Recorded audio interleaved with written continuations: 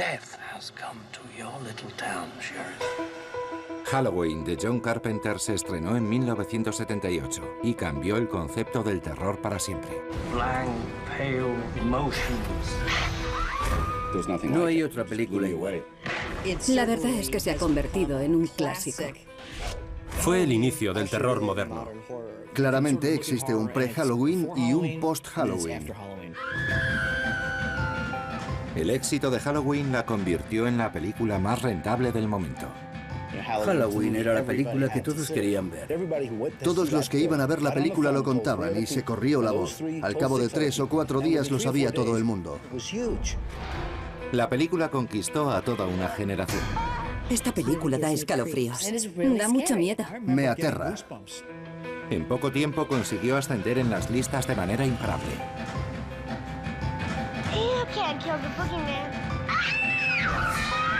El asesino enmascarado era una fuerza de la naturaleza. Michael Myers es el mal. Un presupuesto minúsculo. El equipo iba moviendo los focos, no había suficientes luces.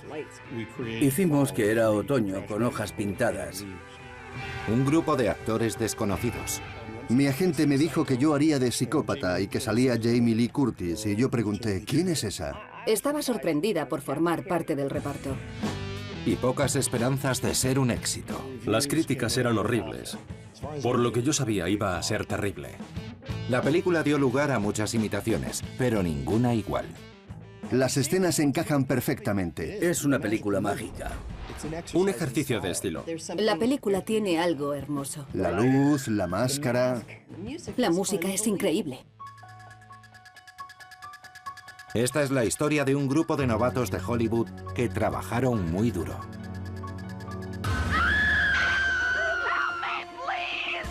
E hicieron temblar a América. Feliz Halloween.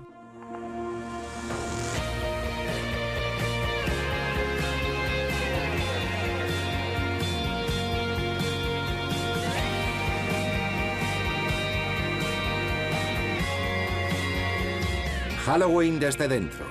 Episodio 1. I saw the boogeyman. I saw him outside. What did he look like? The boogeyman.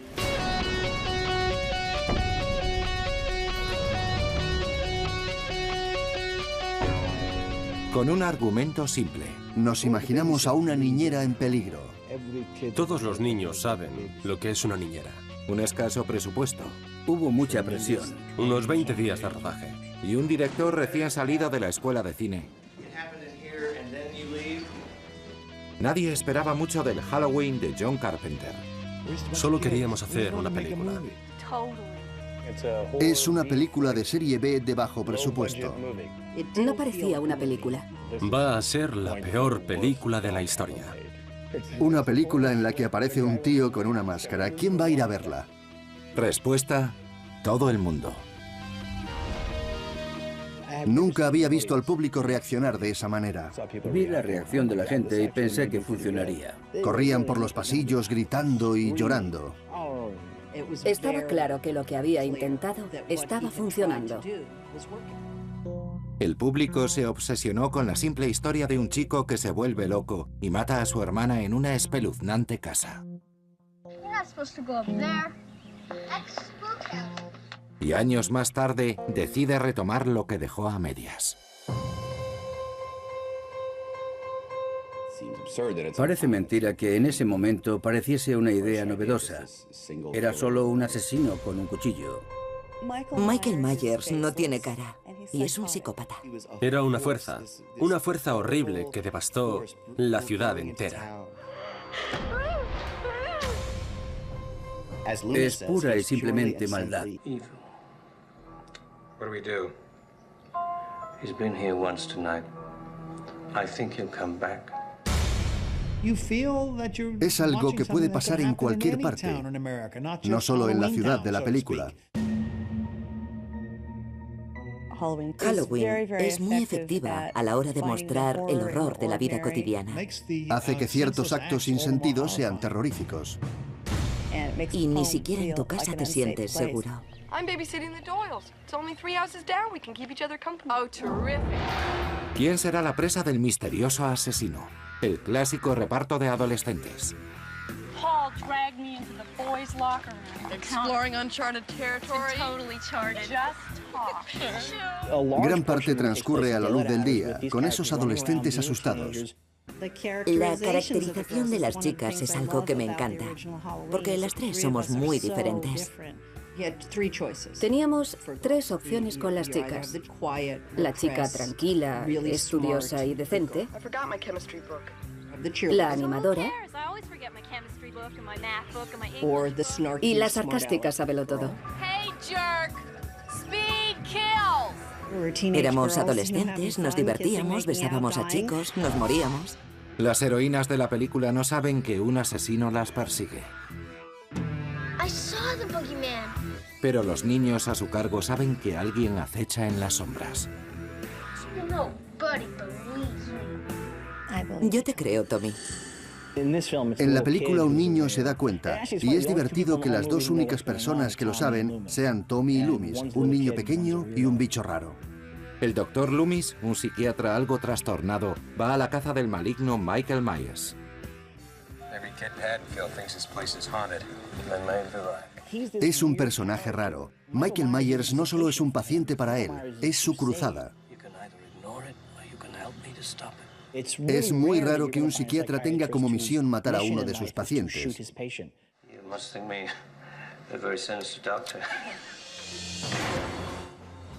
La maestría de Carpenter es evidente desde la primera secuencia. Tiene uno de los planos más largos e intrincados de la historia del cine. Hasta el final. Te sientas a ver una película llamada Halloween que va sobre un asesino enmascarado. Este tío va a matar a alguien en algún momento, pero retrasando el momento se consigue que la tensión sea insoportable. Michael Myers se acerca mucho a los protagonistas, les observa muy de cerca, y cuando les coge, solo sientes alivio. Sabemos que viene y no podemos evitarlo. La película es tan intensa que los espectadores solo gritaban y no se daban cuenta de que casi no hay sangre en la pantalla. Cuando acaba crees que has visto un baño de sangre, pero lo cierto es que no hay sangre. No se lo enseñes. Hazles creer que lo han visto. No les des sangre. Ese es el teatro de la mente. Esa fórmula puede que funcione más adelante. Las cosas que no vemos son las que realmente más nos asustan. Halloween tuvo tanto éxito que casi cuesta creer que la filmasen cineastas sin experiencia. Para muchos de ellos, era su primera película. Éramos como una especie de guerrilla. Consistía en ser tan malo y mezquino como pudieras. En esos tiempos era raro que unos niños hiciesen una película. Me daban $25 a la semana y estaba cerca de casa. Claro que acepté. Era el primer papel en el que tenía texto. Era la gran oportunidad de todos, así que nos esforzamos mucho. Quisimos hacer algo genial. Carpenter rodó una película que trascendió su escaso presupuesto. Ese bajo presupuesto dio a la película una atmósfera especial. La pantalla estaba vacía porque no se podían permitir pagar a ningún extra. Todo eso influyó en el éxito de la película. Un número limitado de gente, un escenario principal y los protagonistas asesinados de uno en uno. Lo más económico. Igual de económica y eficiente es la música, que influyó de un modo decisivo en el éxito de la película y que se convirtió en un clásico por sí misma. Es una de las bandas sonoras más memorables de la historia. La música es en muchos aspectos otro personaje. La música es increíble. Y también es increíble que la hiciera el mismo Carpenter. Es un trabajo totalmente creativo. Carpenter es quien realmente se ocupó de eso. Se lleva todo el crédito por la música. Pero antes de que se rodara el primer plano, Carpenter, en un movimiento que se convirtió en leyenda, exigió una serie de cosas que podían haber truncado su carrera antes de que comenzara.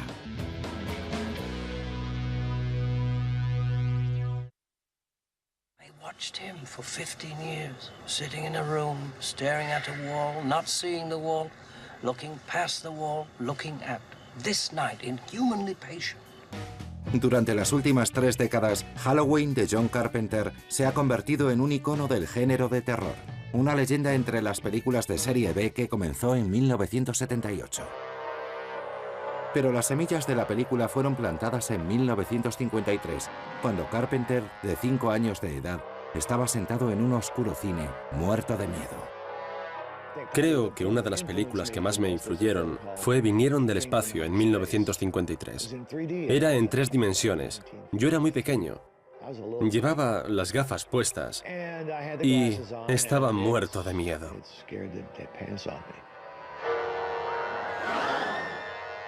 Pero entonces me di cuenta de que estaba en un cine con mis padres y que no me iba a pasar nada. Lo que vi me hizo sentir de un modo que nunca había experimentado. Fue genial. Pensé que eso era lo que quería hacer. Quería dirigir películas. Parecía divertido. Por entonces yo era joven y estúpido. Ya estaba haciendo películas cuando era un chaval. Era genial. Era alguien que sabía lo que quería y que tenía algunos sueños en la cabeza. Carpenter se matriculó en la prestigiosa escuela de cine USC. Esperaba convertirse en un gran director, como su ídolo Howard Hawks. Hawks triunfó en la edad de oro de Hollywood y se hizo un nombre en la profesión porque podía dirigir cualquier tipo de género y había producido numerosos clásicos. El cine era mucho más para mí que un entretenimiento. Así que pensé que si iba a dirigir películas, lo iba a hacer de esa manera. Tenía que demostrar lo que sabía hacer. Él no quería hacer algo que llamara la atención en un ámbito reducido. Quería dirigirse a una amplia audiencia. Una vez dijiste que te gustaría parar el reloj y volver a los años 40. Me encantaría ser director de cine en los años 40, en un estudio. Me habría encantado rodar en un plató. Tener ese control, ese estilo. Carpenter demostró ser un hábil hombre de negocios. Consiguió una beca de $30.000 para hacer de su tesis un largometraje, Dark Star. Un grupo de hombres en el espacio durante 20 años sin mujeres y que se dedican a bombardear planetas. La comedia de ciencia ficción no causó mucho revuelo, pero llamó la atención de un grupo de inversores. Estos se ofrecieron a financiar la siguiente película de Carpenter, una versión de Río Bravo de Howard Hawks. Asalto al Distrito 13, rodada con $75.000, impresionó al distribuidor Irving Yablans, que pretendía pasar de la distribución a la producción de cine. La vi y pensé que era una película realmente buena, que era emocionante y que tenía mucha energía. Eso me hizo pensar en trabajar en una película con John Carpenter. Sabía que ese hombre tenía talento, pero ¿cómo podía aprovecharlo? Primero pensé en las películas de terror, porque son las más fáciles de hacer y las más fáciles de vender. Me dijo, ¿por qué no hacemos una película sobre las niñeras? En América, cualquier chica ha podido ser niñera, y que un asesino las esté rondando es aterrador. Un asesino de niñeras. Pensé que tenía que vendérselo, pero era un alumno de la USC y quizás podía pensar que era algo absurdo. Yo quería hacer westerns, no esa tontería. Pero el género western había muerto, así que, ¿qué iba a hacer? Yo tenía claro que quería trabajar y dirigir películas, así que accedí. Le conté la idea y le pregunté qué pensaba, porque era él quien iba a dirigirla, y me soltó la cifra de $300.000.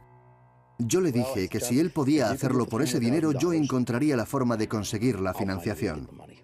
Halloween se hizo con poco dinero. El presupuesto era tan reducido que los actores tenían que llevar su propia ropa. En 1982, E.T., que se consideraba de bajo presupuesto, se había hecho con $10 millones. El joven director solo tenía 2 condiciones. Yo hago el montaje final y quiero que mi nombre aparezca encima del título. Ambas peticiones eran insólitas viniendo de un director novato. John Carpenter es un inconformista, es la estrella oscura de Hollywood. Me gusta el valor de Carpenter. Tenía esa osadía y el talento necesario para respaldarla. ¿Cómo me atreví? Bueno, tenía una titulación. Había estudiado mucho sobre historia del cine y sobre mis directores favoritos. Vi cómo se promocionaban y sabía que esta era una forma para que la gente me recordara. Si lo puedes hacer por $300.000, te daremos lo que pidas. Si se hubiera rodado en un gran estudio con un presupuesto mayor, no hubieran puesto su nombre sobre el título. Ahora debía reunir $300.000. Yablans comenzó a buscar financiación para su película. Se reunió con Mustafa Akkad, un socio y viejo amigo que siempre estaba a la caza de nuevos proyectos. Dijo que tenía una película de bajo presupuesto, de $300.000. Eso me preocupó. Te preocupa siempre que el presupuesto es muy bajo y también cuando es muy alto. No podía concebir que una película pudiera hacerse con $300.000, aunque ya había bastantes precedentes. Le grité, ¿solo $300.000? Me dijo que sí. Y le pregunté de qué iba la historia. Él me dijo que iba de una niñera a la que quieren asesinar. Le dije a John, John, esto es lo que quiero que hagas. Quiero que te reúnas con Mustafa. Y quiero que me llames desde su oficina cuando ya estés con él. Haz eso por mí. Me reuní con Mustafa, que me preguntó por qué debía financiar mi película y si iba a ser capaz de sacarla adelante. Simplemente le respondí que confiase en mí. Cuando habló conmigo, me enseñó un gran número de imágenes. Estaba editando delante de mí y sus ideas me dejaron muy sorprendido. Me llamaron desde la oficina y me puse a provocar a Mustafa, que era un hombre muy orgulloso. Le dije, Mustafa, sé que no quieres arriesgarte, que es un montón de dinero. Con John delante sabía que no se iba a echar atrás. Y conseguimos los $300.000. Una vez conseguido el dinero, Carpenter comenzó a configurar el equipo que necesitaba para el rodaje de 21 días. En ese punto hizo otra petición, que se incluyera a su novia Debra Hill, de 27 años, en la producción de la película. Su experiencia en ese momento se limitaba a la supervisión de guiones en películas de bajo presupuesto. Uno de mis primeros trabajos fue de supervisora en una película titulada Goodbye Norma Jean. Conocí a John Carpenter cuando dirigía Asalto al Distrito 13. Fui supervisora y editora asistente. Teníamos mucha confianza. Sabía que Debra podía hacer el trabajo. Bien, si piensas que es válida, adelante. De repente, John y Debra iban a producir una película. Ella había sido la supervisora del guión en la última película, así que nos preguntábamos cómo iba a salir. Debra Hill tuvo la oportunidad de producir su primera película. La supuesta pareja comenzó a determinar los detalles del guión, y mientras el productor Irving Yablans tuvo un golpe de inspiración. Eso lo cambió todo.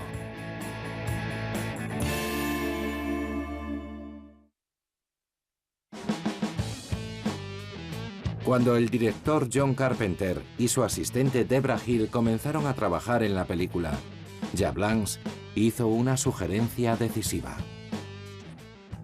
Buscábamos una historia. ¿Qué podíamos contar? Creo que me vino a la mente porque estábamos ya muy cerca de la fiesta de Halloween. Llamé a John por teléfono y le conté la idea. ¿Y si la llamamos Halloween? Le encantó, se emocionó mucho, dijo, es brillante. Nos contó su idea de utilizar el tema de Halloween para la historia. Fue como una mina de oro. Investigaron si existía alguna película que se titulara así.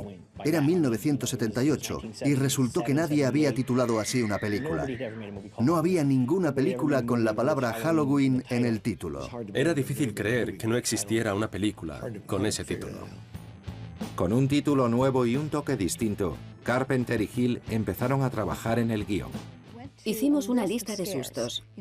Por ejemplo, imagina que estás en la cama con tu novio y que él baja a coger agua o una Coca-Cola o algo. Y vuelve con una sábana haciendo que es un fantasma. Pero resulta que no es él. Y después decidimos meter esos sustos en la historia. Escribí la primera versión y John vino con una idea para el personaje de Sam Loomis.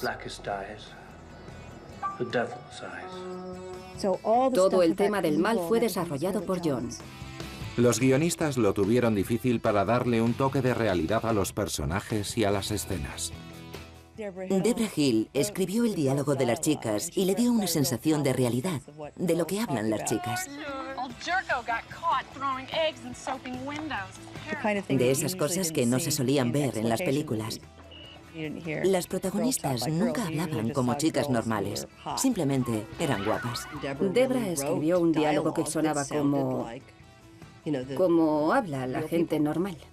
Eran conversaciones normales que podían tener lugar en cualquier sitio, lo que hace que la matanza sea aún más realista y terrorífica. Por primera vez, el mundo real era el sitio en el que existía lo inimaginable. Solo que esta vez, el mítico monstruo no salía de un ataúd en Transilvania, sino que vivía en la casa de al lado. Las películas de terror modernas comenzaron con Psicosis. Psicosis fue el principio de las películas de terror con un psicópata. Antes de eso, las películas de terror eran situaciones góticas en viejos castillos con telarañas, melodramas con disfraces. Había hombres lobo, momias, y siempre estaban relacionados con castillos y romances victorianos. Psicosis dio un paso hacia la era moderna. Literalmente era un motel que en la parte trasera tenía una casa gótica. Si Alfred Hitchcock alejó el terror de lo gótico y lo acercó al mundo real, la intención de Carpenter era convertir el terror realista en un mito moderno. Yo sabía lo que quería hacer con Halloween. Intentaría llevarlo a otro nivel con el guión. Un asesino enmascarado, desconocido, como una fuerza de la naturaleza, totalmente opuesto al ser humano.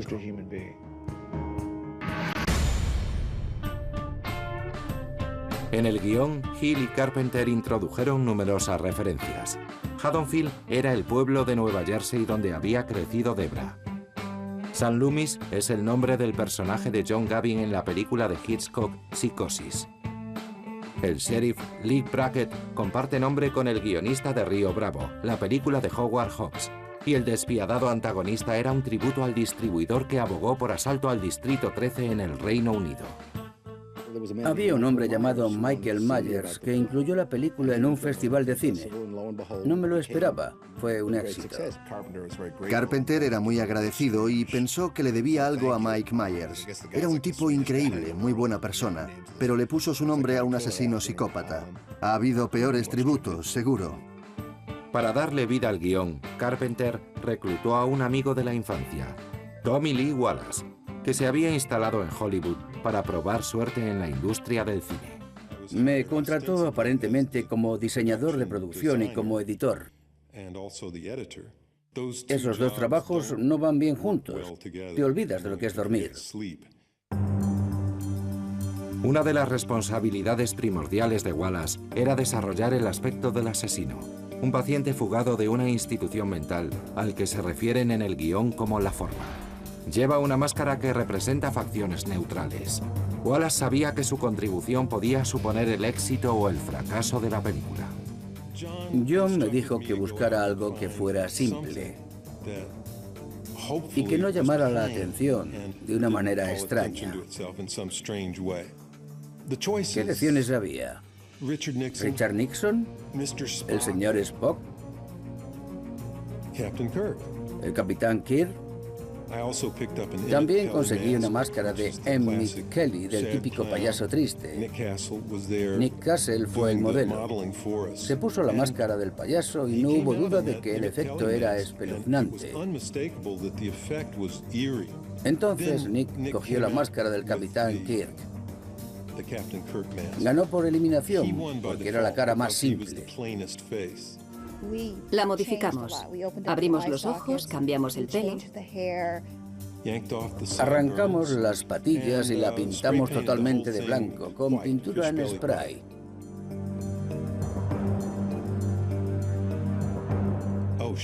Vaya, era terrorífico. Daba tanto miedo que enseguida supimos que nuestra película iba a funcionar. Tal vez nadie iría a verla, pero seguro que iba a dar miedo. La creación de Tommy Lee Wallace superó las expectativas de todo el mundo. Tiene ojos de diablo, ojos oscuros, pero todo lo demás es blanco. Es escalofriante. Casi refleja tus miedos, no tiene facciones. Es como si pusiéramos en ella nuestros sentimientos, como un test de Rorschach. Una vez habían concretado cuál sería la imagen principal de la película, Wallace se dedicó a otras tareas. Primero, conseguir que el sur de California se pareciese a Haddonfield, Illinois, un barrio ficticio. Las calles estaban llenas de esos enormes robles que tiene California. Y aunque no son comunes en Haddonfield, que ni siquiera existe, eran extraños y retorcidos. Yo creo que al público le gustó. Eran árboles espeluznantes, justo lo que necesitábamos. La imagen de la película iba tomando forma. Ahora necesitaban un proyector para captarla. Hill contactó con Dean Candy, el director de fotografía con el que había trabajado en películas como Bare Knuckles y Las animadoras de Satán. Eran tiempos de autocines y películas de serie B. Así que yo me sentí muy afortunado de poder aprender de esas viejas películas de acción.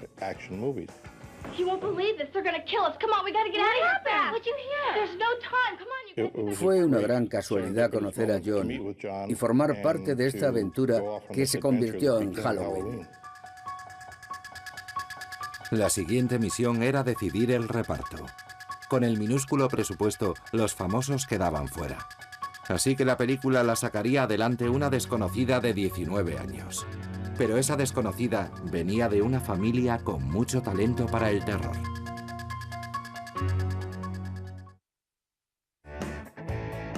En la primavera de 1978, el cineasta de 30 años John Carpenter accedió a rodar una película de terror de bajo presupuesto con los productores Irving Yablans y Mustafa Akkad.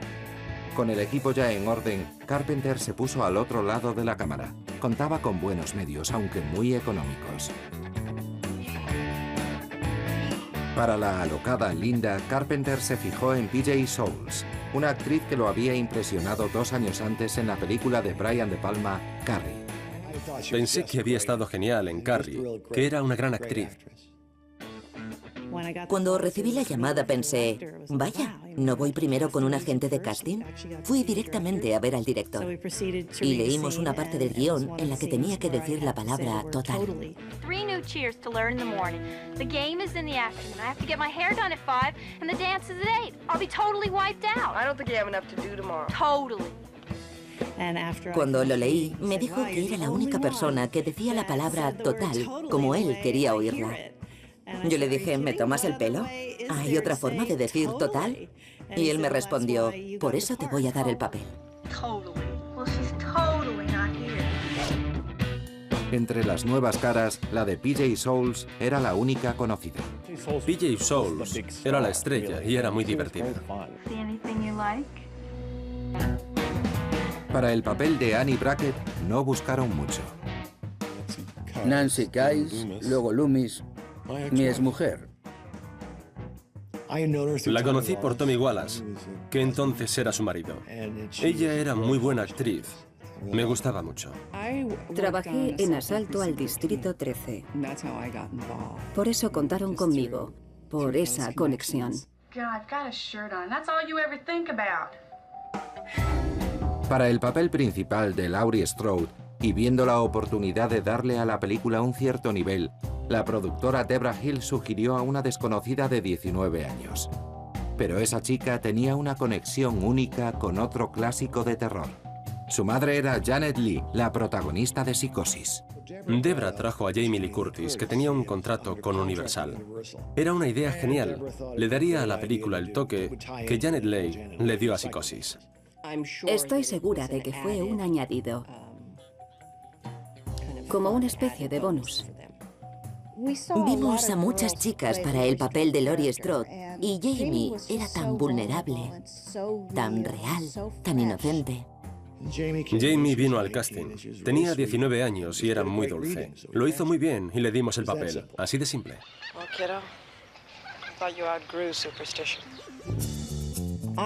No podía creerlo. Sí, era actriz, pero te sigue sorprendiendo cada vez que te contratan. Irving Yablans hizo un experimento. Puso la foto de Jamie Lee Curtis junto a la de Janet Leigh. Quería que posara como su madre en Psicosis. Siempre hay dos maneras de vender una película: publicidad y propaganda. La publicidad cuesta dinero, mientras que la propaganda es gratis y más efectiva.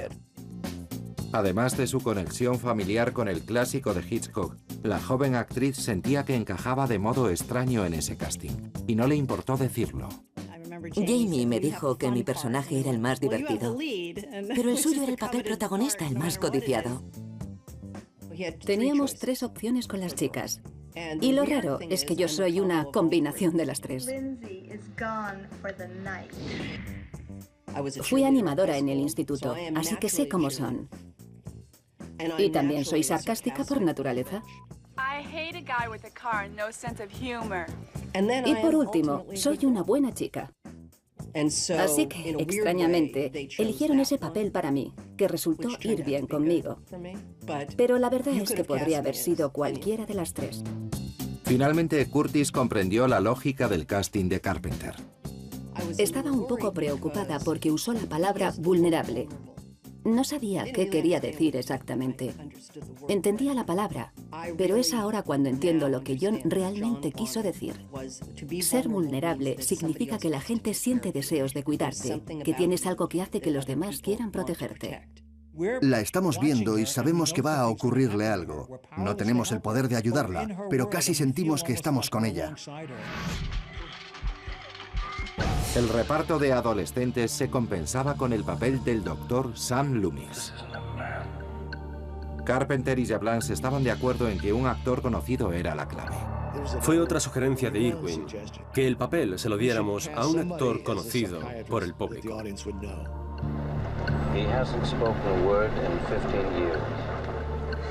El Dr. Loomis es la voz que cuenta la historia de Michael Myers en Halloween. Nos habla con ese estilo casi poético. Describe a Michael Myers, sus ojos, los ojos del diablo, los ojos oscuros. Para ese papel ayuda a que el actor sea alguien entrenado y con una voz potente. Buscaron actores veteranos de películas de terror, como Christopher Lee y Peter Cushing. No me gustó la idea. Si das un papel a esos actores, ya se convierte en la película de Christopher Lee o en la de Peter Cushing. Años después de que le pidiéramos a Christopher Lee que interpretase al Dr. Loomis, él nos dijo que había cometido el mayor error de su vida, que tenía que haberlo aceptado. La negativa de ambos actores fue una buena noticia para Yablans. Vi una película llamada Will Penny en la que actuaba un hombre llamado Donald Pleasence. Su papel era el de un forajido con mirada de loco. ¿Por qué no ponemos a Donald Pleasence? John estuvo de acuerdo. Es una idea genial. Así que le dije que le ofreciera el papel. No creía que fuera a aceptar, pero merecía la pena intentarlo. El actor de 59 años, Donald Pleasence, que había actuado en películas como Solo se vive 2 veces y La gran evasión, aceptó el papel. Vi Asalto al Distrito 13 y me encantó. Dijo que su hija estaba en un grupo de rock y que le había encantado la música de Asalto al Distrito 13. De lo contrario, no sabría por qué estaba ahí ni cuál era su personaje. Hay partes del guión con las que no estoy de acuerdo. Creo que la gente se comporta de una forma que no sería posible en la vida real. Y siempre es difícil crear ciertas situaciones, porque los personajes pueden parecer idiotas. Eso me horrorizó, no sabía qué decir. I spent 8 years trying to reach him, and then another 7 trying to keep him locked up because I realized that what was living behind that boy's eyes was purely and simply evil. Pleasence aceptó el papel y recibió $25.000 por 5 días de trabajo, lo cual doblaba el sueldo del resto del reparto. Fue el sueldo más alto. Me preguntaron si yo lo aprobaba. Les dije que si conseguían a Donald Pleasence, yo conseguía el dinero. Por eso el presupuesto fue de $325.000 y no de $300.000. Su presencia era muy favorable para la película. Le pusieron una caravana. Cuando venía a trabajar, le traían en coche. Definitivamente le hacían sentir especial. Él era la gran estrella en nuestra pequeña película. Todavía quedaba un papel por asignar, un papel que podía haber interpretado cualquiera. Pero Carpenter eligió a un compañero de la escuela de cine, Nick Castle. Me dijo que aún no tenían asesino y que podría interpretarlo yo. Yo le dije que no era actor y que me quedaba rígido ante la cámara, pero me explicó que llevaría una máscara todo el tiempo y que solo tenía que caminar. La idea me gustó.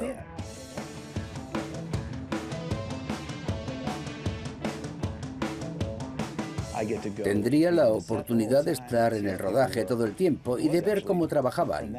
Sería una buena experiencia. Para la mayor parte del reparto, la película era un trabajo temporal. Oh, Mr. Brackett, I'm sorry, Mr. Brackett. Yo trabajé 7 u 8 días. No nos pagaron mucho, pero ¿qué más daba? Era un trabajo. Trabajé 4 días. ¿Tú 3, te acuerdas? No, me pareció mucho tiempo. Lo que más recuerdo es estar sentada viendo aquella película de miedo. Me pareció que duraba 6 meses. Pero evidentemente no rodamos durante tanto tiempo. Me sorprende que solo fueran unos días. Yo no lo percibí de esa manera. Rodamos muchas veces una escena porque no conseguía caer sobre la calabaza y romperla. Así que hicimos un agujero. La rodamos unas 7 veces hasta que la rompí. 3 días. 3 grandes días. Creo que mi mejor frase es: ahora vuelvo. No te vistas. Muchos de los jóvenes actores estaban sorprendidos por la actitud espontánea de Carpenter hacia sus interpretaciones. ¿Ensayar? Fue un rodaje de 21 días. Recuerdo que fui a hablar con él y le pregunté qué quería de mi personaje, que si lo estaba interpretando como él quería. Él me respondió tranquilamente: encuentra tu sitio y di tu frase. En ese momento pensé: Dios mío, es horrible. No me di cuenta hasta años después de que si estabas en el reparto era por ti mismo. Su filosofía es que él te contrata porque cree que tienes en tu propia persona lo que hay que tener. Solo demuéstralo. Con el reparto completo y el primer día de rodaje muy cerca, Carpenter y Tim Candy comenzaron a diseñar las escenas más complicadas.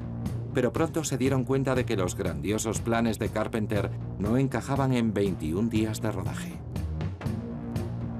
El joven director necesitaría un milagro para poder ceñirse a las fechas.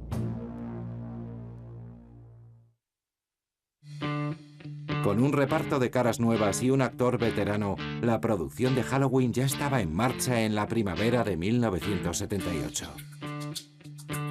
Pero cuando Carpenter y su equipo llegaron al sur de California, descubrieron el verdadero problema de las ajustadas fechas. Me di cuenta de que debía abandonar los elaborados planes que tenía y simplificar la película, porque no teníamos tiempo. Carpenter y Tim Candy decidieron utilizar un nuevo dispositivo que facilitaría las cosas y que daría a la película una imagen característica.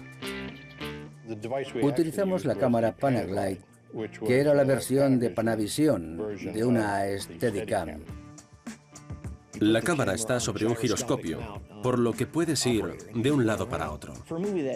El hecho de que la película tuviera un presupuesto de $300.000 y solo contaran con unos días de rodaje para conseguir esos increíbles planos hizo de Halloween una película más artística.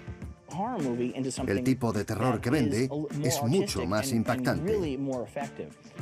Pudimos mover la cámara de forma más fluida, como no habría sido posible antes. Podemos darnos la vuelta, subir escaleras, cruzar la calle. Era la libertad. Usé esa cámara compulsivamente.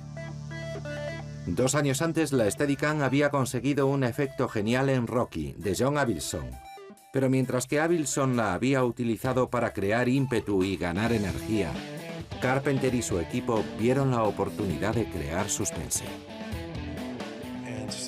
La idea de poder crear un plano subjetivo, de representar el punto de vista del asesino,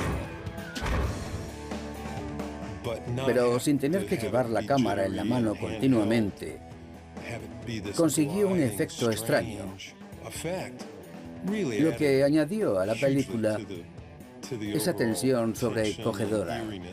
La iluminación de Dean Candy fue otro factor que influyó en la sensación de suspense. Gracias a las técnicas de iluminación se logró crear ese ambiente tan inquietante en las tomas exteriores. Lo conseguimos con la luz azul.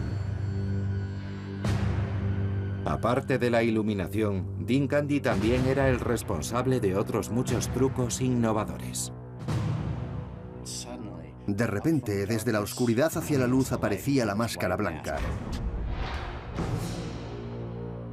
Da mucho miedo. Cuando estás en medio de la oscuridad, en una habitación, tus ojos tardan en acostumbrarse y poco a poco empiezas a distinguir las formas. Así que puse una luz muy pequeña, directamente dirigida a la cara de Michael Myers cuando está escondido en la oscuridad, detrás de Jamie Lee. Y tenía un regulador con el que podía hacer que la luz expusiera su cara lentamente. Esos pequeños toques de Dean Cundey elevaron a Halloween de categoría. Ya no era la típica película de autocine que ves mientras te lo montas con tu novia en el coche. Era cine real y artístico. Dados los recursos limitados de la película, Carpenter supo gastar el dinero en lo más importante. Se aseguró de tres cosas: que la película se rodara en Panavision con sus mejores objetivos, que se procesara en los laboratorios de la Metro-Goldwyn-Mayer, que eran los mejores, y que la postproducción de sonido se hiciese en Goldwyn Sound, que tenían el mejor sonido de la ciudad. Así que parecía que nuestra película, de $300.000, había costado millones. El presupuesto reducido no fue el único desafío de los productores. Rodamos en el sur de California, pero se suponía que estábamos en Illinois. Y es Halloween, así que se supone que es octubre. Para que pareciera otoño, utilizamos 3 bolsas de hojas pintadas.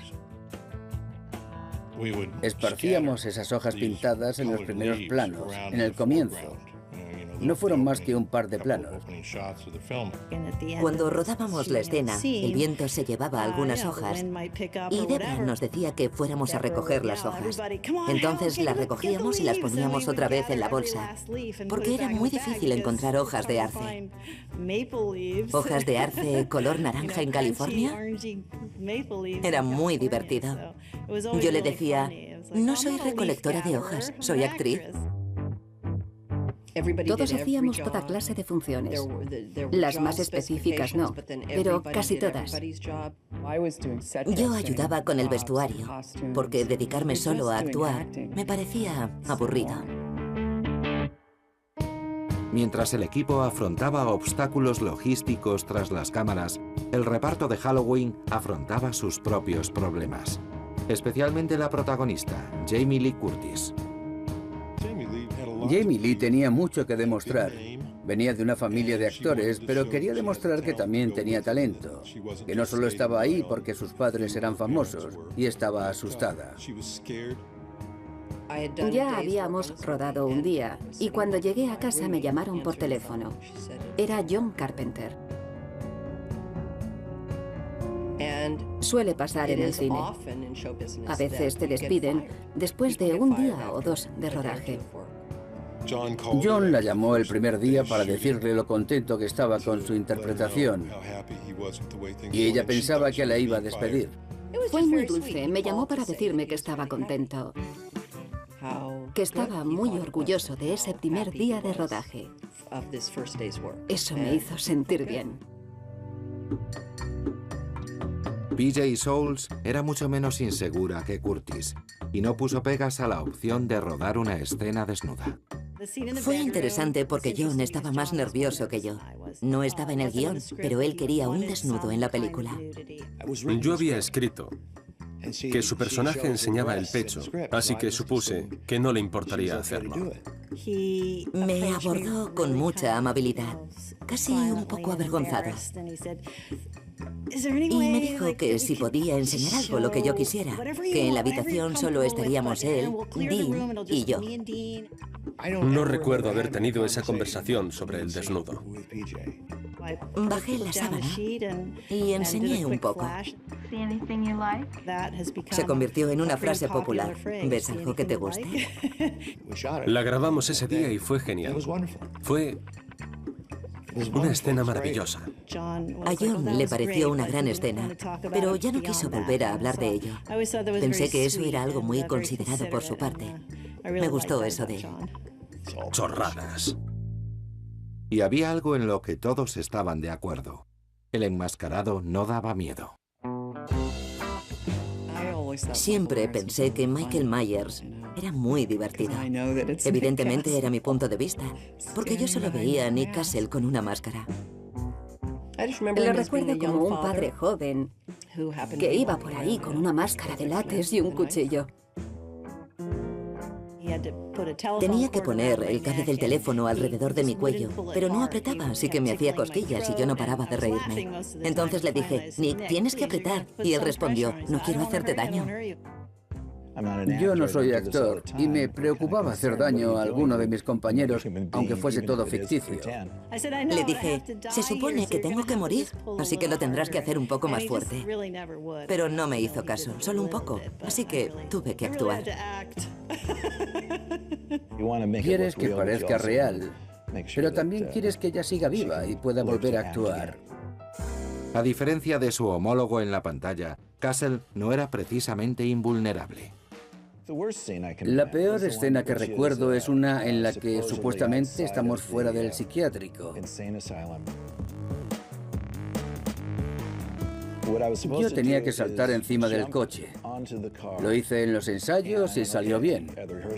Pero cuando fuimos a grabar, eran las 4 de la mañana y hacía mucho frío. Y John dijo, encended las mangueras. ¿Era una escena con lluvia? Encendieron las mangueras.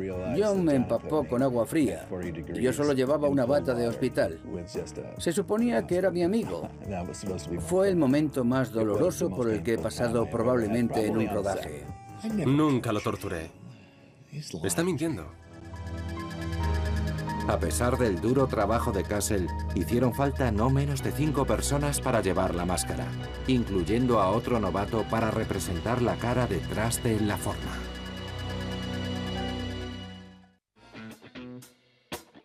Mientras pasaba la primavera de 1978, el equipo de John Carpenter trabajaba a destajo para acabar la película en los 21 días acordados. En medio de ese ajetreo, el asesino enmascarado estaba echando a perder ese nuevo terreno cinematográfico al ser un personaje totalmente desprovisto de personalidad. Michael Myers es una pizarra en blanco. En el guión se le llama la forma. No puede ser más inexpresivo que una forma. Menos es más. En las películas de terror, los villanos tienen más personalidad que el resto de los personajes. Halloween fue pionera con la idea de un antagonista impenetrable y desconocido. En las hojas de rodaje pone la forma, lo cual es una manera interesante de entenderlo, porque era más una idea que una persona en concreto. El único personaje similar a Michael Myers en el terror moderno es Tiburón. Es alguien imparable. ¿Cómo vas a detenerle? No vas a poder. Siempre va a volver a hacer lo que hace. En este caso, acechar a niños y matarlos. Si haces que Michael Myers sea más que Michael Myers, si lo conviertes en la forma, si lo conviertes en la personificación del mal y del hombre del saco, acabas creyendo que si existe alguna ventana, él ya ha trepado por ella. Michael Myers, por supuesto, el hombre que puede alcanzarte cuando corres mientras que camina despacio. Tiene que ser más que un hombre, porque un hombre no puede hacer esas cosas. Escuchamos muchas cosas sobre su carácter, pero cuando aparece no le podemos ver, y su matanza no tiene sentido. No se puede explicar muy bien lo que es Michael. Para convertirle en la forma, nos deshacemos de toda la psicología humana. Ni siquiera la tenemos en cuenta. Como dice Loomis, es pura y simplemente maldad. Sin embargo, empezó a hacerse patente su carácter, en gran parte debido al trabajo de Nick Castle. Nick tenía esa forma de moverse.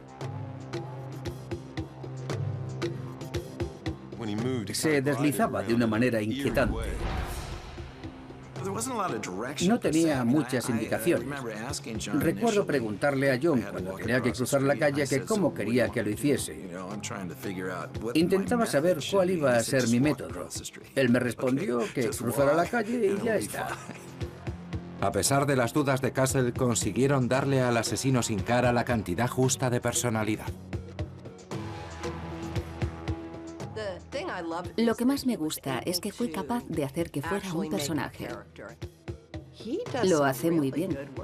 Hay algunos momentos muy efectivos.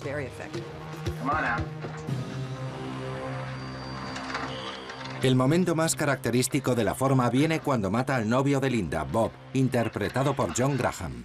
La escena en la que abro la puerta y él salta encima de mí con el cuchillo da mucho miedo. Fue el único momento de todo el rodaje que me dio miedo. Lo que parecía relativamente un poco de acción en el guión requería gran cantidad de magia cinematográfica. Cuando mis pies se van levantando del suelo, en realidad hay dos tíos sujetándome. Tienen un listón de madera sobre el que estoy inclinado y así me levantan. Cuando el asesino me empuja contra la pared, estoy encima de una caja. En el plano largo en el que estoy colgado de la pared, en realidad estoy sujetando el cuchillo debajo del brazo. Creo que la mejor interpretación es la de mis pies. Lo de los pies es un clásico. La escena de la trágica muerte de unos pies.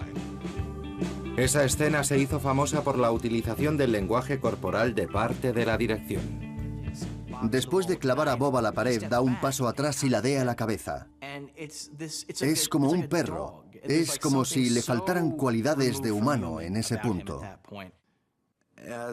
Como actor, cuando tu personaje es inexpresivo, realmente no hay nada que tú puedas aportar más que quedarte ahí de pie.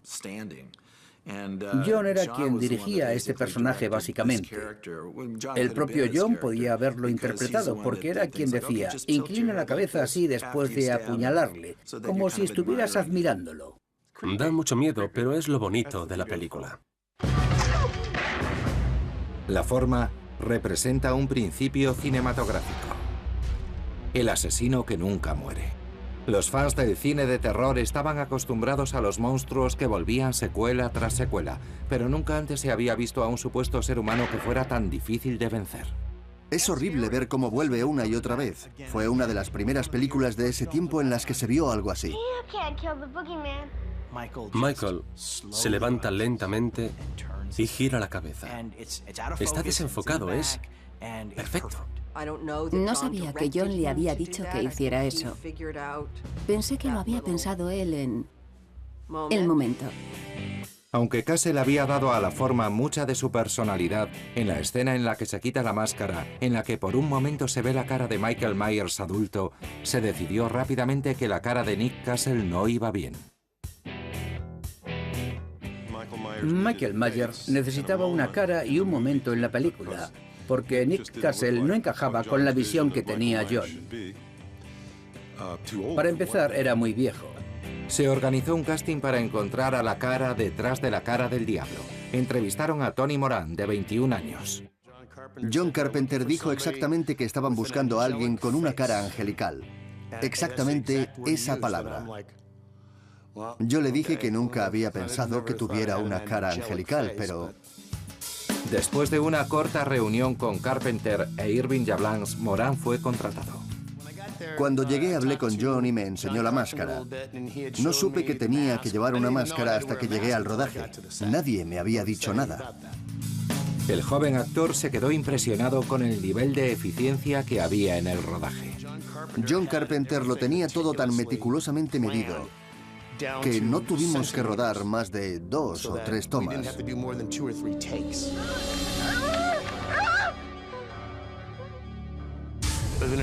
Fue una experiencia increíble, un día absolutamente loco. En total llevaron la máscara 5 personas en la película, aparte de Moran y Castle. El especialista Jim Winborg llevó el disfraz en muchos planos. E incluso Debra Hill lo llevó en un plano entero, una vez que no había nadie disponible. Tenía que rodar algunos planos secundarios y no solo iba a dirigir, sino que me puse el disfraz porque iba a ser la forma. Me puse el disfraz y como soy más pequeña que Nick, era muy divertido verme y luego ver las tomas diarias porque la forma parecía haber encogido.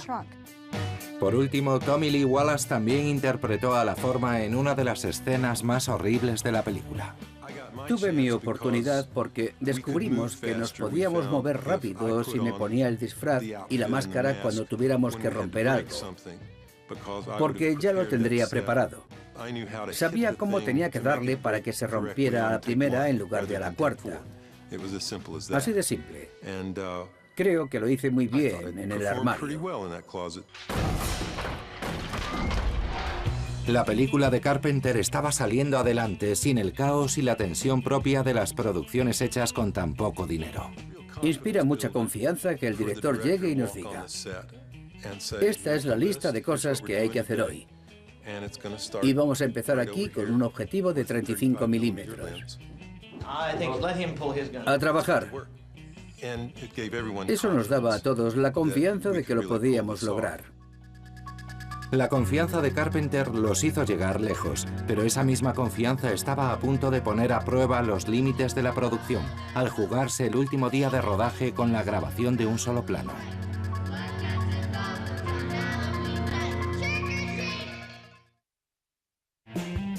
Mientras se acercaba el último día de rodaje, la película de Carpenter iba tomando la forma que él siempre había esperado. No está mal. No está mal. Y lo más importante, se estaban ajustando al presupuesto, gracias a un meticuloso plan y a un rodaje creativo. Antes de acabar, Carpenter preparó a su equipo para el rodaje del plano más ambicioso.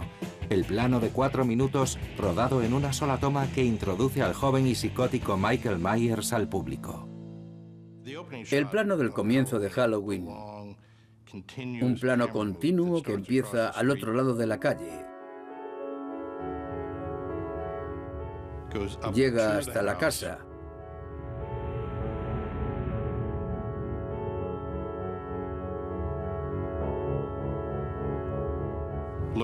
Se asoma a las ventanas. Michael's around someplace.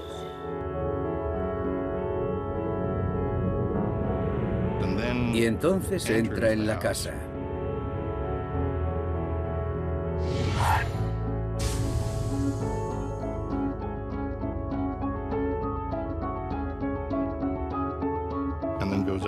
Sube las escaleras y mata a la joven.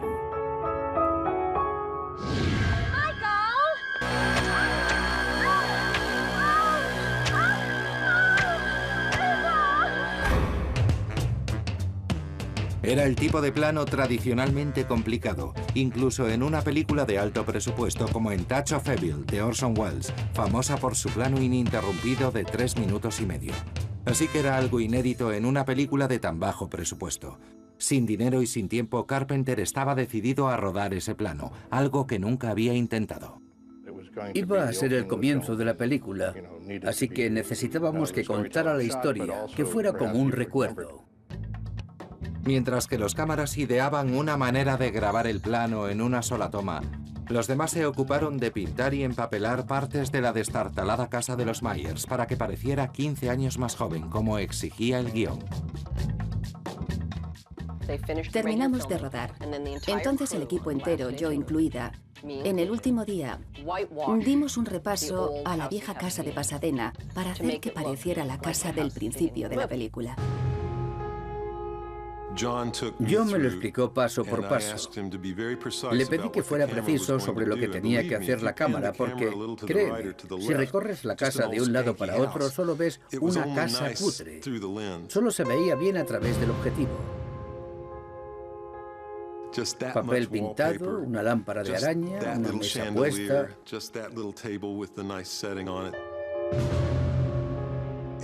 Todo lo demás era una casa vieja y destartalada. Una vez restaurada la casa, Dean Candy ideó una coreografía del plano con el operario de Panaglide, Ray Stella. La dificultad era que, según nos aproximamos a la casa y nos asomamos a la ventana, dentro hay luces escondidas para iluminar a los niños que están en el salón. Entonces entramos en la casa y la cámara va a pasar por los sitios en los que están puestas esas luces. Vamos alrededor de la casa y mientras vamos hacia la puerta, se oye cómo el equipo cambia las luces de dirección. Iban delante de nosotros. Así que entramos y todo está iluminado. Subimos las escaleras y vuelven a cambiar las luces de dirección. Fue increíble. Todos suspirábamos si cortaban el plano, porque eso significaba que no lo habían conseguido. Entonces todos iban de un lado para otro cambiando las luces porque no había suficientes. Verlo era emocionante. Stella iba de arriba para abajo con la Panaglide y eso lo estaba matando. Estaba agotado. Stella grabó paso por paso el plano llevando encima el aparato de 30 kilos. Lo intenté y nunca lo volveré a hacer. Tiene que ser muy fuerte, es muy pesado. Pero era como una nueva frontera. Era bonito. Conseguimos llevarlo a cabo con éxito, quizás una vez. Luego lo cortamos. En realidad hay cortes en el plano. Teníamos un par de excusas. Cuando se pone la máscara, esta va encima de la cámara. Ese era un momento en el que podíamos cortar.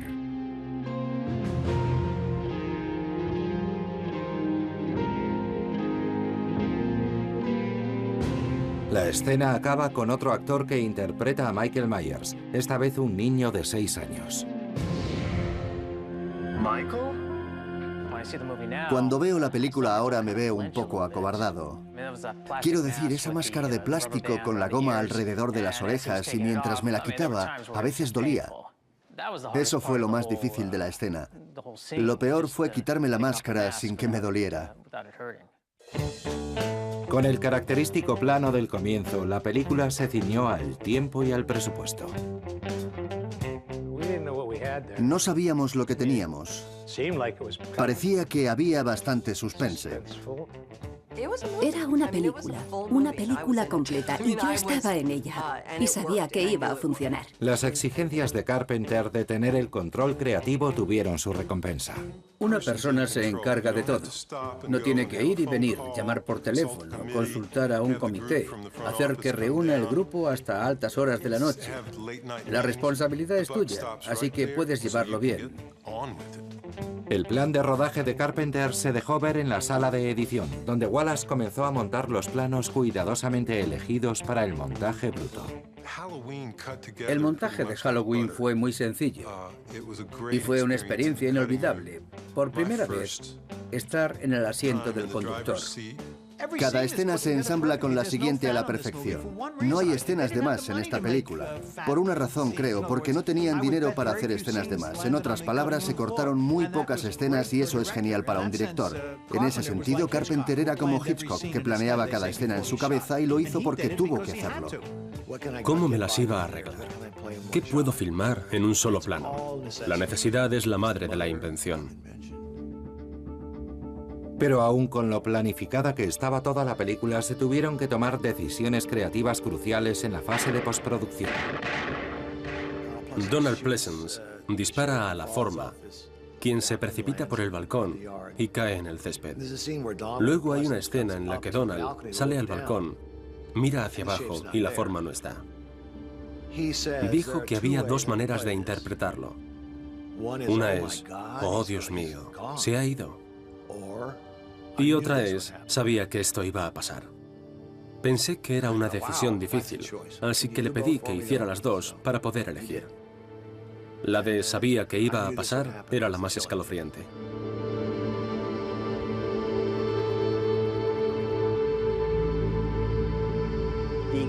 El final perfecto es Loomis, como el capitán Ahab mirando a su ballena blanca, Michael Myers. Sabe que no puede detenerle. La naturaleza imparable de la forma se consolidó en el montaje final, con la intención de que el público saliera del cine aterrorizado porque la forma aún estaba ahí. El final fue fabricado en cierto grado en la sala de montaje. Resultó ser una decisión importante porque la idea de que la forma no podía morir se veía reforzada por la idea de que podía estar en cualquier parte. Teníamos una serie de planos que habíamos grabado justo antes del golpe de la claqueta o justo antes de que parase la acción o antes de que un actor entrara en escena. Pero normalmente era, esto apenas nos da para un plano. Pero nos fue muy bien. Los productores tenían un subidón creativo mientras que la película pasaba por la fase de postproducción, pero la reacción casi unánime de la crítica los llevó de vuelta a la realidad.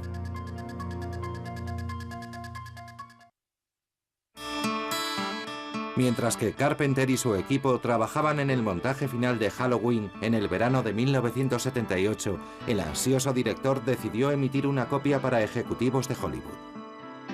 Había una ejecutiva de un estudio y le enseñé mi película porque aún estaba buscando trabajos. Para sorpresa de Carpenter, la ejecutiva no se sorprendió. Dijo que las películas como esa no le daban miedo. Carpenter se quedó atónito, pero fue una lección valiosa. Aún no se había añadido la música y sin ella la película no era efectiva.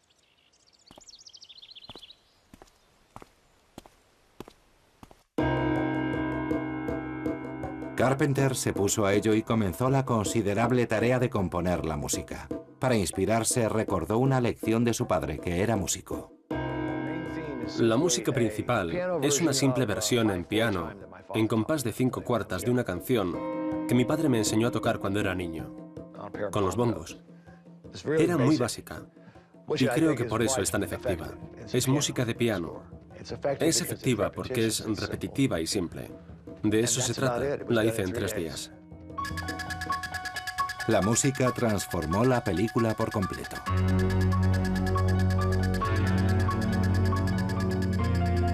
La película con música era una entidad totalmente diferente, era una experiencia increíble. La música era otro personaje. Te alerta del peligro, pero se usó con moderación y por eso me gusta. No resulta pesada.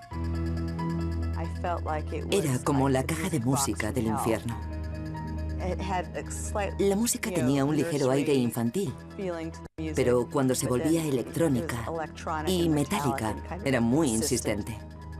Se trataba de crear tensión con la naturaleza repetitiva y simple de la música. Y es quizás la mejor música de terror de todos los tiempos y de las mejores bandas sonoras de todos los tiempos. Escuchas esa música y sabes enseguida por qué estás ahí. Su visión concuerda con la música. No es agobiante, está justo por debajo del nivel de subconsciencia. La música me entusiasmó. La escucho ahora y pienso que es una genialidad, que es increíble. Cuando la vi con la música me pareció aterradora. Y con los efectos de sonido y vista en la gran pantalla fue un cambio drástico, en mi opinión. Estoy segura de que él estuvo en casa y se puso...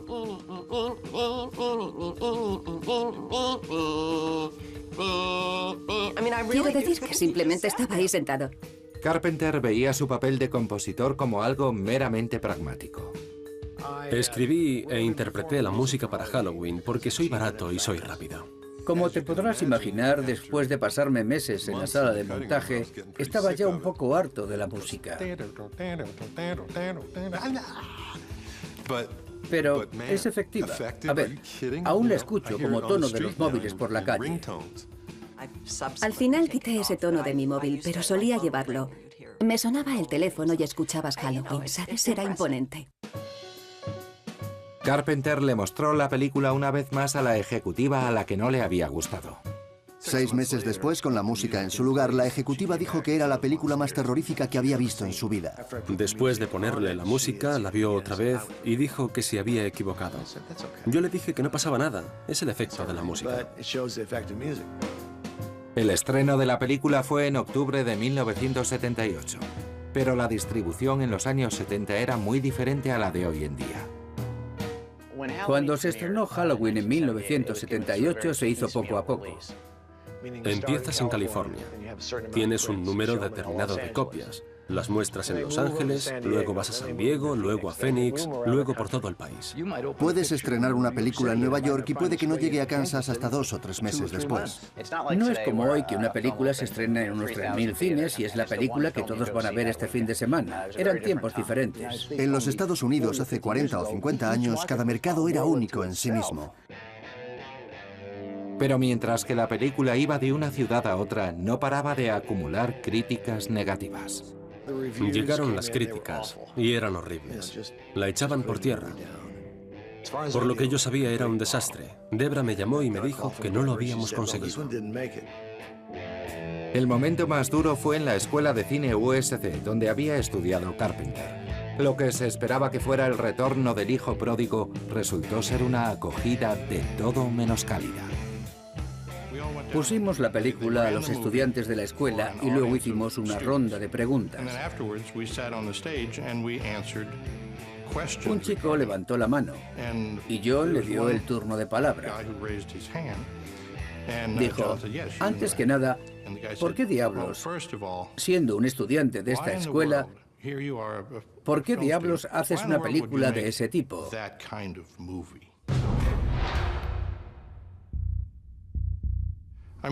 No es más que una película de terror de ínfima calidad.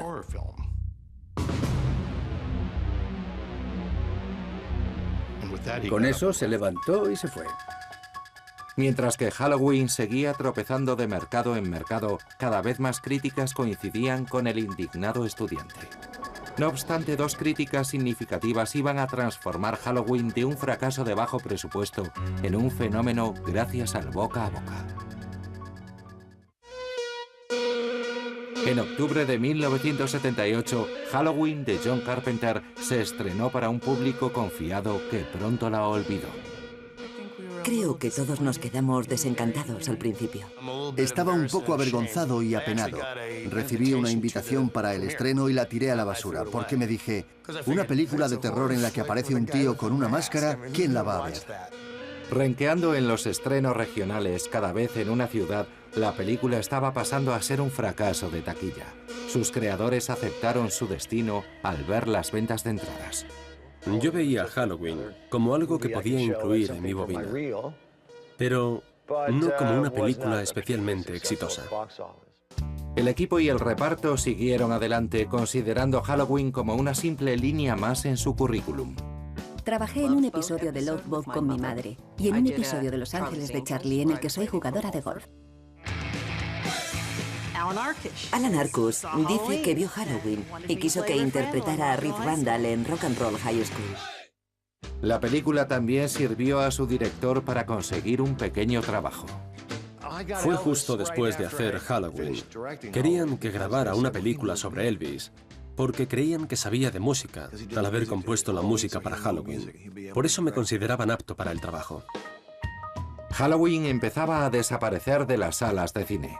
El reparto, el equipo y los productores estaban decididos a considerarlo un pequeño pitido en el radar de Hollywood.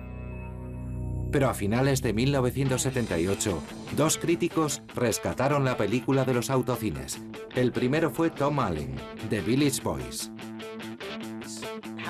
Halloween no despegó de verdad hasta que el crítico Tom Allen la vio y dijo que era un thriller espectacular y que estaba perfectamente rodado. Poco después, Roger Ebert dio a Halloween 4 estrellas y comparó la película favorablemente con Psicosis, de Alfred Hitchcock. Recuerdo una entrevista con Roger Ebert, que había visto la película y yo no podía imaginarme por qué quería hablar conmigo. Pero halagaba mucho la película, así que pensé que eso era bueno. Escribieron críticas sumamente entusiastas sobre la película. La pusieron por las nubes y la bola de nieve empezó a crecer y crecer. Recuerdo la recaudación. Fueron unos 200 o 300 dólares por teatro. Rápidamente se extendió la noticia de que esta película tenía algo especial. El fin de semana ya había recaudado 2.000 o 3.000 dólares. Un ejemplo del poder del boca a boca.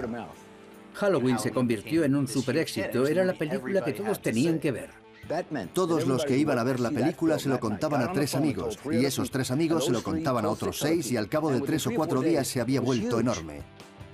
Yo estaba muy emocionado, sabía que habíamos hecho algo especial. Yablans lo sabía, pero Carpenter aún estaba en la sombra. Aparentemente creció mucho sin yo darme cuenta. No lo sabía. Un día vinieron de una compañía y me dijeron que querían hacer películas conmigo. Entonces pensé que algo había pasado, porque eso no suele ocurrir. Así que será que alguien ganó dinero gracias a mí. Finalmente, el equipo y el reparto pudieron ver la reacción del público en primera persona. Fui a ver Halloween a un cine y estaba ahí sentado. Estaba viendo la película y pensé, Dios mío, es realmente buena. Es una película realmente terrorífica. Todo el mundo estaba gritando y yo estaba entusiasmado. Nunca olvidaré esa escena en la que Jamie Lee Curtis siempre deja caer el cuchillo y después de dejarlo caer por tercera vez, alguien de detrás gritó, «¡Mereces morir!». Así de involucrado estaba el público. John te coloca en la pantalla. No es Jamie siendo apuñalada por la forma. Eres tú. La gente vitoreaba cuando Michael es apuñalado en el cuello la primera vez, y lo hacen porque creen que ya están salvados. Estaba hecha de una manera pura y con estilo, no comercial. Eso es lo que hizo que el público se identificara con los personajes y con la situación. Todos esos detalles te dan una sensación de confianza, por lo que desde la primera escena de Halloween tienes la sensación de estar viendo una historia real y bien contada. Aunque el éxito de Halloween se basaba en su atención a los detalles y su origen artesanal, hoy los fans se deleitan encontrando los fallos ocasionales dentro de la gema. Todo el mundo habla de lo perfecta que es esta película, pero en realidad está llena de imperfecciones. En una escena parece una palmera.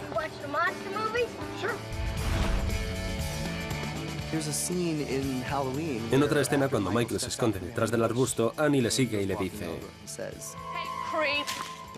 Y por supuesto Michael ya se ha ido. Entonces ella se vuelve hacia Laurie y le dice que alguien quiere hablar con ella, que se acerque. Mientras hace eso, ves cómo el humo del cigarrillo de Carpenter se cuela en la escena. Ves eso y le dices, ¿no podías haber grabado esa escena otra vez?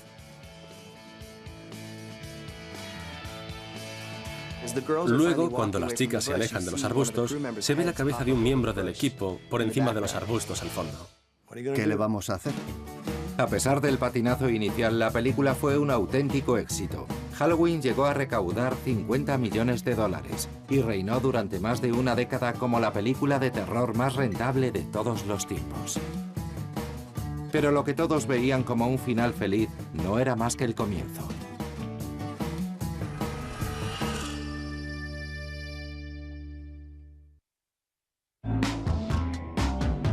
Gracias a las críticas favorables y al boca a boca, Halloween de John Carpenter fue un éxito. Las carreras de los involucrados estaban en marcha. Halloween me dio una carrera, me dio un nombre, me dio una dirección. Supuso el comienzo de mi carrera cinematográfica. Todo cambió para nosotros después de Halloween. A John Carpenter de repente le salían trabajos. A Debra Hill de repente se le abrían las puertas. Pudo seguir adelante. Jamie Lee Curtis pasó a estar en el centro de atención como la reina del grito. No estaba preparada para eso y no era algo que me gustara. No me gustan ese tipo de películas. No soy fan, pero obviamente seguí en ese tren un tiempo. Gané algo de dinero y se me empezó a conocer gracias a la película. Esa película creó el cimiento de una carrera en la que pudo ir trepando hasta hacer cosas más importantes. Todos consiguieron trabajar en proyectos más importantes y consolidar sus carreras, sin darse cuenta de lo que le habían hecho al género de terror. Puedes ver películas de terror y claramente existe un pre-Halloween y un post-Halloween. La gente no solo utilizó las ideas que Halloween propuso, sino que también pensaron otras situaciones como hacer una película de terror en vacaciones.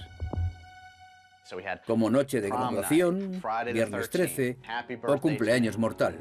Me sorprende el hecho de que no haya una película sobre el Día del Árbol, porque un hacha ese día sería algo normal.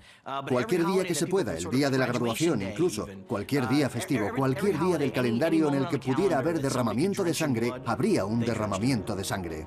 Creo que Halloween se copió tanto porque fue una producción muy barata y generó tanto dinero que la gente veía dólares. Pensaban que era una manera barata de ganar mucho dinero, así que la copiaron a mansalva. Después de un estreno tremendamente exitoso, los productores empezaron a considerar la idea de continuar la historia de Laurie Strode y su implacable perseguidor. Jamie Lee Curtis decidió hacer de Halloween 2 su canto de cisne como reina del grito. A pesar de haber escrito el guión de la segunda parte de Halloween, John Carpenter no tenía ninguna intención de dirigir la secuela. En ese punto de la historia se sugirió que la mitología que rodeaba a Michael Myers era que en realidad era el hermano de Laurie Strode. No se me ocurría qué podía hacer, así que no hice un buen trabajo. Se intentó poner más sustancia, ya que Halloween era un thriller muy minimalista. Y creo que en realidad arruinaron la película, porque de repente empezamos a comprender qué era lo que volvía loco a Michael. Simplemente está aquí para matar a su hermana.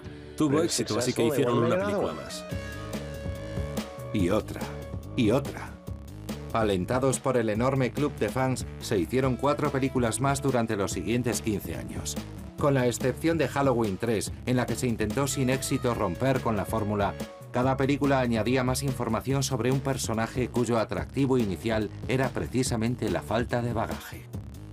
Cuando Jamie Lee Curtis ya no quiere seguir con la saga, Michael sale a matar a su sobrina. Quitan lo especial que tenía Michael cuando empiezan a atribuirle motivos humanos, cuando empieza simplemente a matar a los miembros de su familia. Pero los argumentos cada vez más absurdos no alteraron a Donald Pleasence. Se sentía cómodo en el papel que había llevado a cabo en aquellos 5 días de rodaje en 1978. Mustafa afirma que Donald Pleasence le dijo que haría 22 películas de Halloween y que él le respondió que si hacía 22, él también haría 22. Sin embargo, no pudo ser. La estrella de la saga murió el 22 de febrero de 1995, 8 meses antes de que se estrenara Halloween 6. Era alguien generoso, divertido y encantador. Donald Pleasence era un punto fuerte de la saga y aportaba algo especial que la gente en realidad pasaba por alto, porque siempre se piensa que Michael es todo. No obstante, también hay algo sobre el Dr. Loomis. Es alguien que ha salido a salvar el mundo. En el 20º aniversario de la película original surgió una idea para la 7ª entrega de Halloween, de la mismísima Laurie Strode. Pensé, vamos a hacer una película en la que tiene que tomar una decisión. Está dispuesta a luchar por su vida, porque vivir otro día más con miedo no es vida, y prefiere morir. Vamos a acabar con esto de una vez. Halloween H20 recibió las mejores críticas desde que la película original se estrenó en 1978, y el regreso de Curtis le dio a la película un caché que no habían tenido las anteriores secuelas. Fue interesante ver a alguien de su talla hacerse cargo de la 7ª entrega de una saga de terror. Creo que sin ella, la serie no habría vuelto realmente. Aunque Curtis pensaba que le estaba dando a la saga el cierre que necesitaba, se encontró de repente con la lección de la primera película. No se puede matar al hombre del saco. Había una cláusula en el contrato que dice que no se puede matar a Michael Myers. No me lo dijeron. Les dije que la película entera necesitaba el hecho de que yo le cortara la cabeza para que no tuviera posibilidad de volver. No voy a darle falsas esperanzas al público otra vez. Llevo 20 años aguantando comentarios como ¿por qué dejaste caer las tijeras? ¿Por qué dejaste caer el cuchillo? Decían, si tú piensas que está muerto y el público piensa que está muerto pero no está muerto, ¿te vas a quedar así?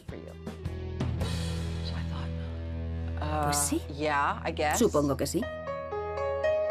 Halloween Resurrección de 2002 fue la última entrega producida por Akkad. La tragedia alcanzó a Mustafa y a su hija Rima el 11 de noviembre de 2005, cuando murieron en los atentados de Amán, Jordania.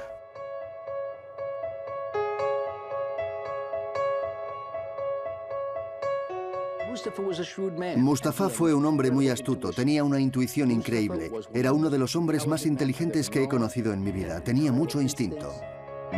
Tristemente, Mustafa no fue el único miembro del equipo original fallecido en 2005. Debra Hill murió de cáncer a los 54 años, no sin dejar un legado y suponer una inspiración para las mujeres de Hollywood. Cuando pienso en Debra, creo que fue una auténtica pionera. Ella es una de mis heroínas. Allanó el camino en la industria a las mujeres al ser una de las primeras mujeres productoras y además, al ser tan buena en su trabajo. Era su vocación. Debra y yo éramos mejores amigas. No estaría aquí sentada si no fuera por ella. Le estoy tan sumamente agradecida por la oportunidad que me dio. Me ha dado todo lo que tengo.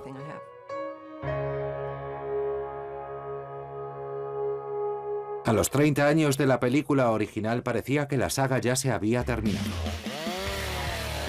Pero a comienzos del siglo XXI hubo una corriente que pretendía rescatar todos los clásicos de terror de los años 70. Halloween no fue inmune. El aclamado director Rob Zombie aceptó el desafío.